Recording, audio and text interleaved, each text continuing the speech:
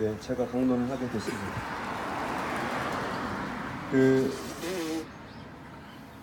요셉성 어린 3월을 시작하면서 3월 1일부터 오늘 3월 12일 이르기까지 하루하루가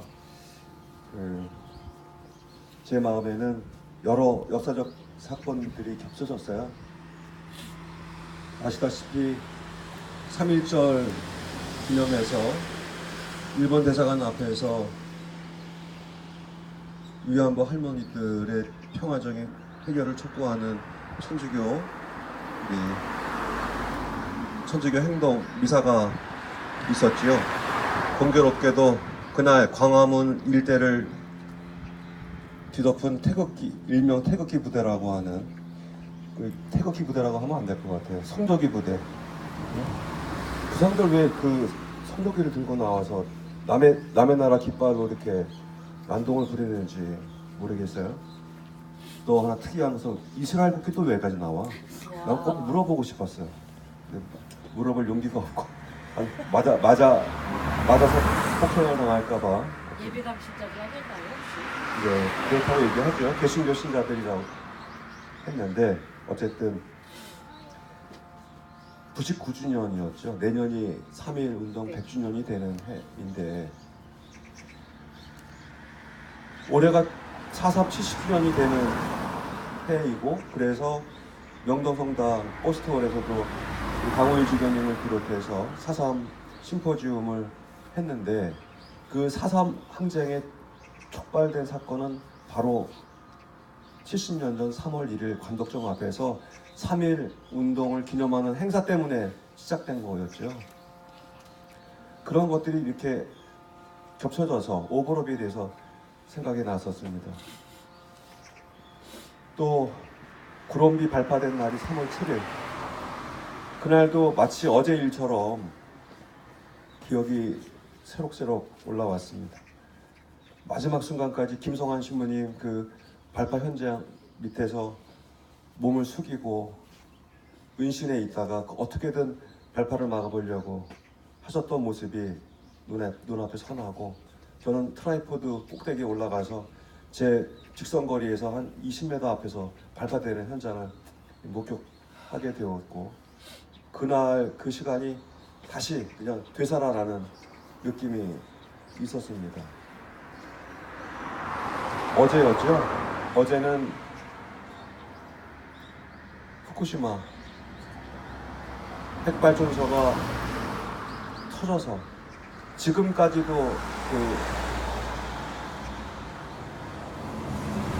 원자로가 지금 지축을 향해서 녹아가고 있잖아요. 한마디로 그 핵발전의 핵심은 끌 수 없는 불. 인간이 핵 분열을 시킬 수까지 있는데, 핵 분열은 엄청난 열과 에너지를 발생하는데 그 불은 끌 수 없는 불이라고 하는 아주 모순적인 기술을 가지고 있는 에너지죠. 역사는 이렇게 흐르고 있구나. 우리가 원치 않아도 이제 내년 3월이 되면 3.1절 100주년을 맞이하게 될 텐데, 지금부터 이제 100주년을 잘 준비하자고 하는 모임들이 있지 않습니까?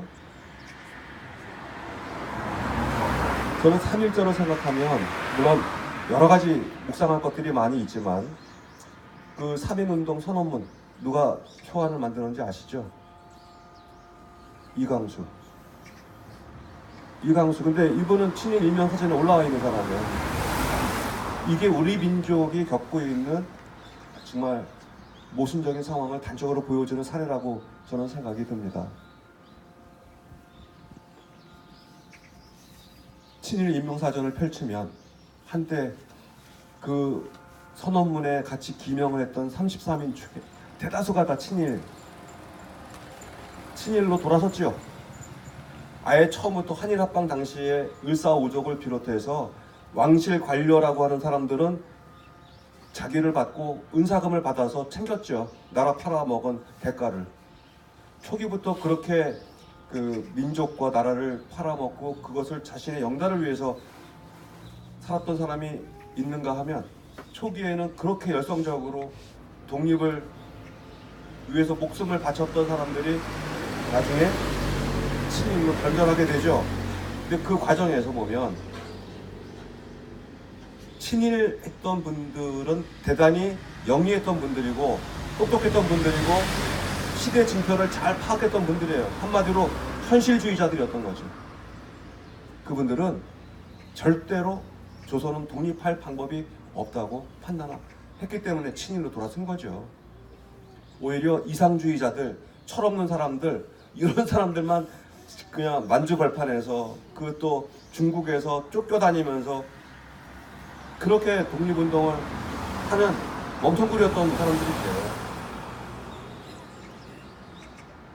이광수가 해방이 됐을 때 했던 이야기. 일본이 이렇게 패망할 줄을 누가 알았냐고. 그 사람 그렇게 얘기했다죠.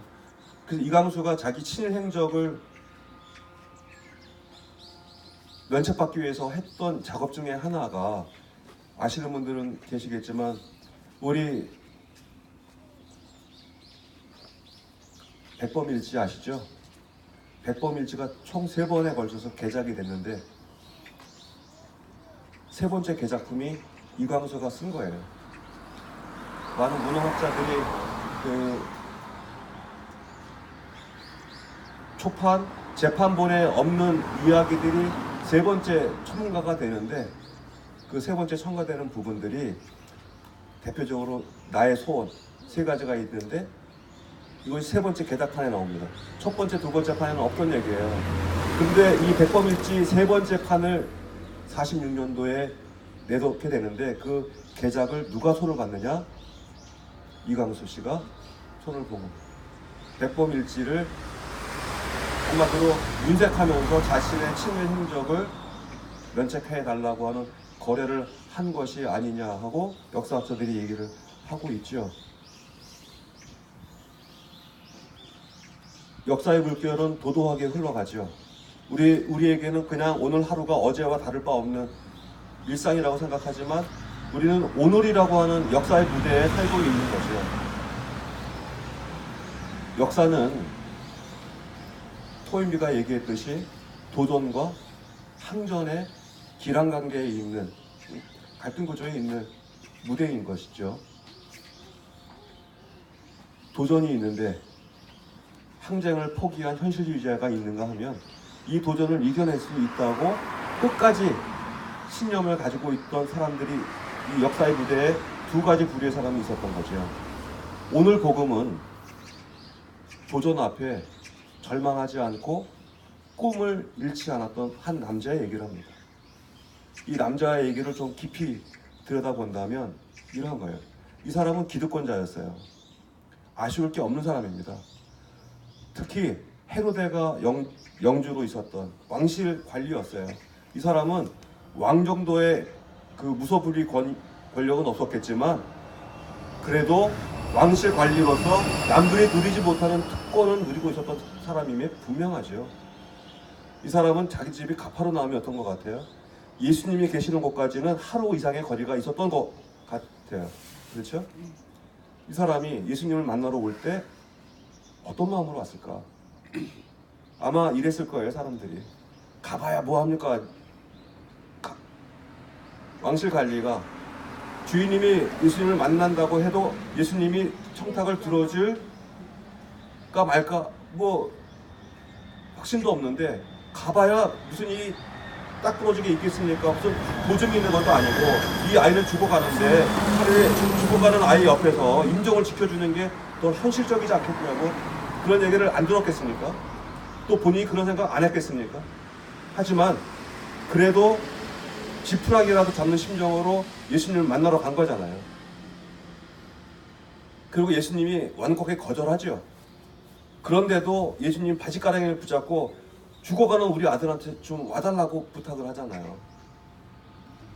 그 간절한 마음이 있었을 거예요. 예수님이 온다면 우리 죽어가는 아들이 살아날 거라고.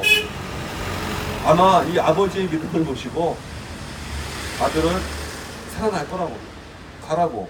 자, 명색이 관리야 자기가. 이게 남들이 우습게 보지 못하는 지위에 있는 사람인 이 사람이 달랑 가라는 말 한마디 듣고 네 알았습니다 이렇게 갔을까? 갈등이 왜 없었겠어요? 근데 이 남자는 예수님이 하신 말씀이 이루어질 거라고 믿은 거잖아요. 믿었어. 그리고 그 말만 믿고 돌아온 거예요. 예수님과 함께 오는 것도 아니고 자기 혼자 가는 거예요. 예수님의 말씀을 마음에 안고 돌아오는데 타인들이 왔어. 알아보니까 어저께 오후 1시에 아들이 살아난 거예요. 자, 어저께 오후 1시부터 지금 그 말을 듣는 이 순간까지 이 사람의 심정은 복잡했겠죠. 하지만 적어도 예수님 만나러 올 때만큼 심란하지는 않았을 거예요. 예수님의 말씀 때문에 나는 이제 확신하게 됐어요. 아들이 돌아올 거라고. 저는 요 대목에서 루카복음에 나오는 돌아온 둘째 아들의 비유, 그 아버지가 아들을 기다렸잖아. 둘째 아들을 돌아오는 아들을 보고 뛰어가서 반가운 마음에 끌어안죠. 그 아들 얘기하고 이 왕실 관리 아버지하고 뭐가 달라? 저는 같다고 생각합니다. 또 한 가지 연상이 된 것은 구론비가 발표된 지 벌써 3년? 아마 이제 구론비는 끝났다고 다 생각, 6년. 이렇게 다 믿고 있는데, 그래도 구론비는 돌아올 거라고 믿고 있는 사람들의 이야기가 또 겹쳐져요.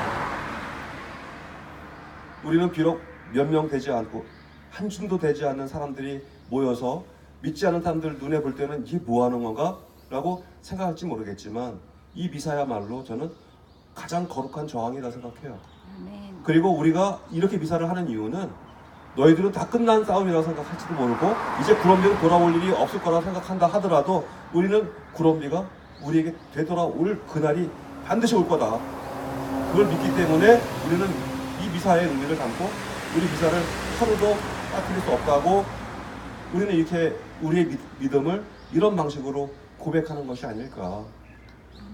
우리는 예수님을 믿는다고 하느님을 믿는다고 하면서 우리 조국과 민족을 배반했던 친일파 우리 그런 사람들처럼 너무 현실주의자로 현실에 부응해서 살아가야 한다고 하는 개량주의자 입장을 우리 신앙인으로서 그렇게 받아들이고 있는 것은 아닌지, 우리 정말 희망과 우리의 미래를 그냥 현실 앞에 그냥 팽개치고 살고 있는 것은 아닌지 오늘 복음을 통해서 또 이 현장 미사를 통해서 우리가 되돌아보게 됩니다.